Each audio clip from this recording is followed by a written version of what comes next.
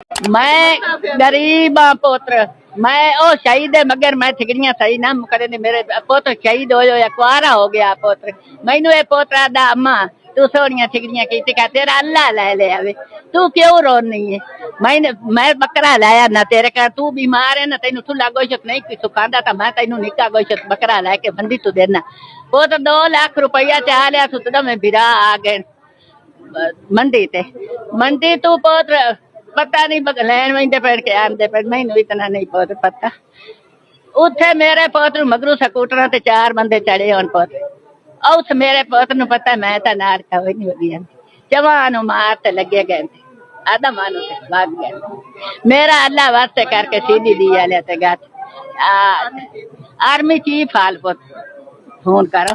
अच्छा जी, ये आपने एक गुफ्तगू सुनी है, ये ख़ातून है, बुज़ुर्ग ख़ातून है, और वो ये अपील कर रही है आर्मी चीफ से, वज़ीर आला पंजाब मरीम नवाज़ शरीफ साहबा से और CCD सुहेल ज़फ़र चट्ठा से कि ये जो मेरा केस है ये CCD के हैंड ओवर किया जाए।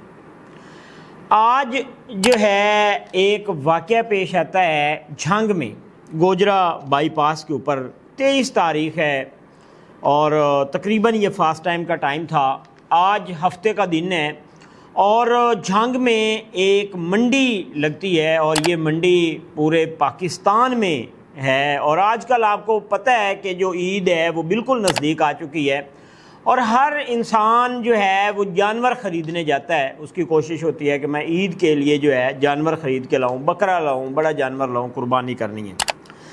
ये जो लड़का आज कत्ल हुआ है ये बलोच फैमिली के साथ तल्लक़ रखता है, जबार ख़ान बलोच इसका नाम है और पाकिस्तान आर्मी का ये मुलाजिम है। ये 3 भाई हैं और मेरे ख़्याल में तीनों ही मुलाजिम हैं आर्मी के। एक पहले पाकिस्तान आर्मी में शहीद हो चुका था इनका एक भाई, और ये 2 थे और दोनों भाई आज जो है ये बकरा लेने आए हैं और वापसी के ऊपर 4 लोग जो हैं वो मोटरसाइकिलों के ऊपर आते हैं, इनके ऊपर हमला करते हैं।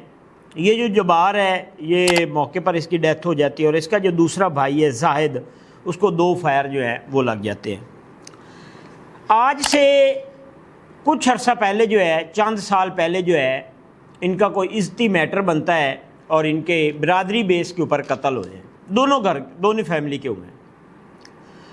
वो इल्ज़ाम ये जो दोनों भाई हैं जबार और जाहिद इनके ऊपर आ जाता है और उसके बाद ये दोनों भाई जेल चले जाते हैं और पाकिस्तान आर्मी से फारिग हो जाते हैं। ये जो जहद है इसको 7 साल सज़ा होती है, जबार को सज़ाए मौत हो जाती है। फिर बाद में हाई कोर्ट केस चला जाता है, वहाँ से ये दोनों भाई जो हैं वो बरी हो जाते हैं, बाहर आ जाते हैं, नौकरी के ऊपर दोबारा बहाल हो जाते हैं। और आज मुखालफिन की जानिब से फिर दोबारा हमला किया जाता है और उसमें ये जबार जो है ये मौके पर इसकी डेथ हो जाती है और दूसरा भाई जो है वो ज़ख्मी है। अब आप देखें कि ये जो बिरादरियों की लड़ाइयाँ होती हैं ये चलती रहती हैं, लेकिन सबसे अहम चीज़ ये होती है कि इसमें हालांकि बरादरी के लोगों को इंटरफेयर करना चाहिए। वहाँ के जो बड़े लोग हैं, वडेरे लोग हैं, उनको चाहिए कि ये मामला वेंड अप हो सकता था। अगर ये बार वक्त सुलह करवाई जाती तो ये सुलह हो सकती थी, लेकिन करवाई नहीं गई। और ख़ास तौर पे हमने देखा कि ये झंग वाली साइड पे आप देखते हैं तो 3-4 झोंका जो हैं वो बलोचों की हैं और बड़ी मशहूर हैं झोंका बलोचों के नाम से।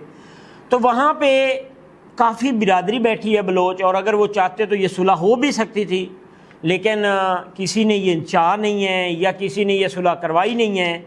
आज एक बहुत बड़ा वाक़या पेश आया है। आप सोचें कि ये माँ जिसके बच्चे उसके लिए बकरा लेने गए थे और आज ये माँ बयान दे रही है कि मेरा बेटा 2 लाख रुपए लेके जाता है, मंडी जा रहे थे और रास्ते में उनको कत्ल कर दिया जाता है और मुझे इंसाफ चाहिए।